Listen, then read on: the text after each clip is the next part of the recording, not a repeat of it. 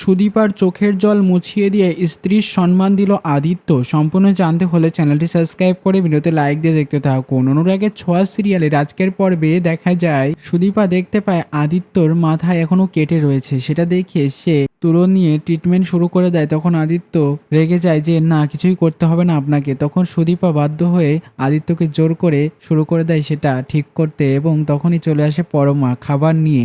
সেটা দেখে তার হাত থেকে খাবারটা পড়ে যায় এবং অপর গিয়ে পরমাকে আবার সাহায্য করে রান্নাঘরে খাবার বানাতে। নতুন করে খাবার বানাতে গিয়ে নাজেহাল তারা, একে অপরের উপরে পড়ে রোমান্টিক হয় তারা। অন্যদিকে দেখা যায় আদিত্যর সঙ্গে ঝগড়া লেগে আছে সুদীপার। তখন রূপা চলে আসে আর বলতে থাকে তোরা বারবার কেন ঝামেলা করিস, ঝগড়া করিস, এসব একদম ভালো লাগে না। তখন আদিত্য মনে মনে নিজের ভুল বুঝতে পারে, সত্যি তো কেন আমরা ঝগড়া করছি। এদিকে সুদীপাও বুঝতে পারে সে তো আমাকে আগুন থেকে বাঁচিয়েছে, তাহলে কেন ঝগড়া করলাম। তখন আদিত্য সুদীপার কাছে এগিয়ে গিয়ে চোখের জলটা মুছিয়ে দেয়।